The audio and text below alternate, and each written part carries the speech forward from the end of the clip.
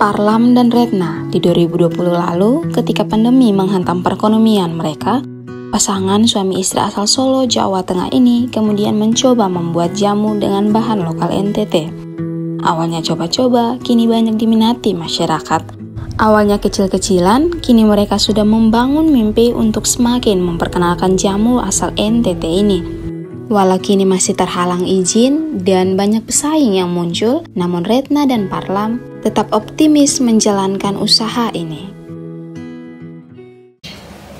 Kami punya 7 produk, cuma yang agak yang biasa keluar itu ada 5. Yang pertama itu yang best sellernya itu kunyit asam segar yang ini, kemudian beras kencur, kemudian sari jahe, kemudian kunyit jahe, kemudian kunyit putih, temulawak, dan kunyit bersirih. Oh, ini kalau untuk kunyit asam ini komposisinya terbuat dari kunyit asli, gula merah, ada gula putih sedikit campurannya, terus asam juga kami cari dari petani langsung di Kupang sini. Jadi kami tidak pakai bahan pengawet apapun, semuanya alami. Karena tidak ada bahan pengawet, kalau untuk suhu ruang begini biasanya hanya bertahan sekitar 2 hari saja. Tapi kalau untuk di lemari pendingin bisa 4-5 hari. Karena kami tidak pakai bahan pengawet, jadi setiap hari habis. Ini tujuan kami, setiap hari habis, jadi produksi lagi mereka ambil lagi begitu. Setiap hari saya produksi, setiap hari pasti baru. Kalau produksi itu sekitar 1-1,5 jam saja. Dari mulai persiapan, taruh air di dandang sampai dia mendidih, saring, itu sekitar 1 jam sampai 1,5 jam. Yang lama itu untuk mendinginkan jam. Kalau masuk di botol begini kan harusnya dingin, harus dingin baru dia masuk botol, bisa ditutup. Kalau dia masih panas dia cepat kembung. Nah kalau kembung itu berarti dia sudah rusak, nggak bisa diminum lagi. Biasanya saya kerja malam sekitar jam 8 atau jam 9 kami mulai kerja. Tapi kalau malam tidak bisa, yaitu tadi saya bangun jam 3 baru masak. Jam 3 nanti kalau tidak cepat dingin kami pakai kipas. Kipasnya biar cepat dingin, terus pagi-pagi harus diantar ke pelanggan. Yang pertama itu saya titip di penjual saya keliling. Terus toko ada sebagian, kemudian di warung atau kios. Resepnya dulu ada ini bapak adik yang kasih tahu, tolong ini coba bikin ini gitu, bikin. Terus ini komposisinya apa, dikasih tahu ini coba. Saya coba, kok iya seger. Memang ada kurang sedikit apa gitu, jadi saya sesuaikan dengan lidah saya juga pertama begitu. Dulu kan ceritanya gini, saya tambah sedikit. Saya kan dikasih resep adik saya pas waktu COVID 2019 itu. Nah, habis itu ponakan saya pakai resep ini, dipakai untuk lomba pramuka tingkat SLTA se-Jawa Timur, itu dapat juara 2 sejati. Jadi produknya dibawa ke kantor gubernur, ke dinas pendidikan provinsi. Nah mulai dari itu adik saya kasih resepnya ini, tolong praktek. Saya buat pertama, saya buat satu takaran ya, satu resep itu 10 liter. Saya bagi-bagi tetangga, mereka berebut. Terus saya bawa ke tempat-tempat ini pengajian itu, mereka berebut.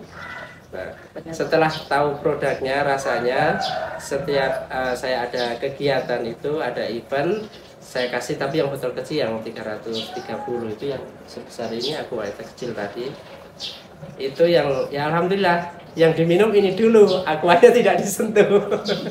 Minuman lain tidak disentuh. Itu sudah beberapa kali saya bawa begitu, ya mereka lebih suka yang ini gitu. Ini pakai Facebook, siapa saja lewat Facebook, lewat marketplace, masuk di situ juga. Facebook saya Ratna Wijayanti. Kalau modal awal ya kami nggak hitung Kak, karena gini ya. Karena dari sedikit begitu Kak. Kalau merintisnya tidak sedih nggak kalau lihat merintisnya ya. Waktu itu kan pas COVID ya, buku juga tidak jalan karena kan sekolah tidak ada yang offline, buku tidak jalan. Terus posisi pemasukan sedikit, jadi waktu itu kan masih masaknya itu satu porsi, satu resep. Jadi satu resep kan 10 liter.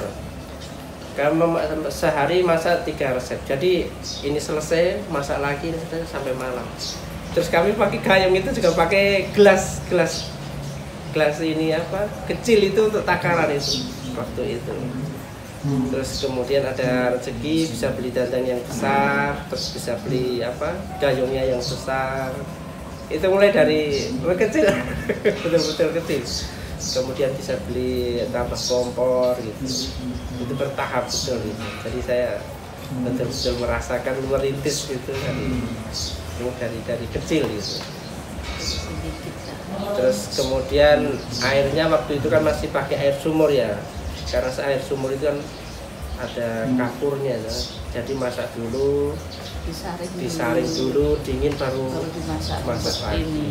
Terus kemudian ada kepikiran pakai ini air isi ulang. Nah itu beda sekali ya rasanya dari air sumur sama air ini mineral atau RO itu pengaruh sekali di produk.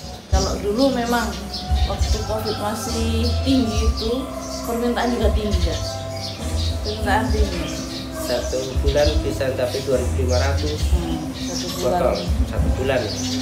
Dan 1 hari itu kadang produksi bisa sampai 100 botol, lebih juga pernah. Tapi mulai COVID mulai menurun, nah permintaannya juga menurun. Itu yang agak jadi pikiran bagaimana supaya bisa seperti waktu itu. Bukan kami mendoakan supaya ada COVID lagi, tidak. Tapi maksudnya permintaannya ini seperti waktu itu. Sekarang memang produksi tiap harinya sekitar 30-40 botol. Itu yang sudah pasti dan kami titipkan tiap hari itu. Nanti kalau ada yang pesanan lewat online itu lain lagi. Tantangannya pertama ya izinnya itu dulu. Pertama izin, kedua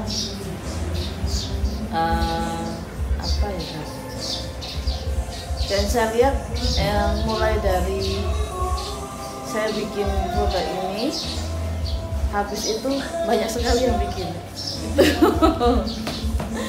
itu jadi istilahnya saingan ya Kak.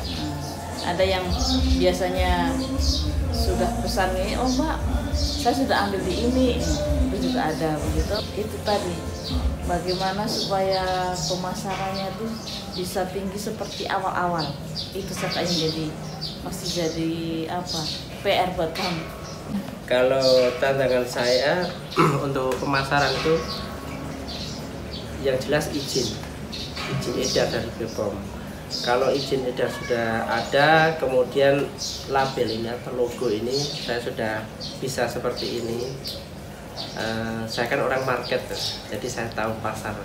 Ini nanti bisa bawa kemana saya ada gambaran. Kemarin kan izin merek sudah keluar sekitar seminggu atau 2 minggu itu baru keluar. Itu sekitar 9 bulan kan saya menunggu, karena memang dari Jakarta kan. Terus kemudian ruang produksi ya merintisnya sedikit proses.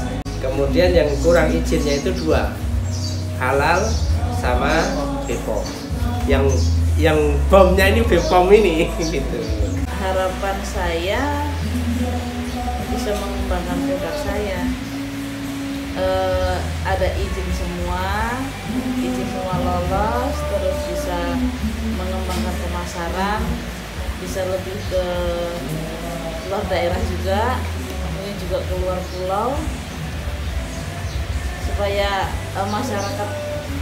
masyarakat di Kupang atau di Aden itu bisa mengenal minuman jamu, karena biasanya selama ini kalau jamu itu identik dengan orang Jawa. Yang saya harapkan tidak hanya orang Jawa saja yang bisa menikmati ini, bisa seluruh lapisan masyarakat bisa menikmati ini, dan juga lebih besar pemasarannya.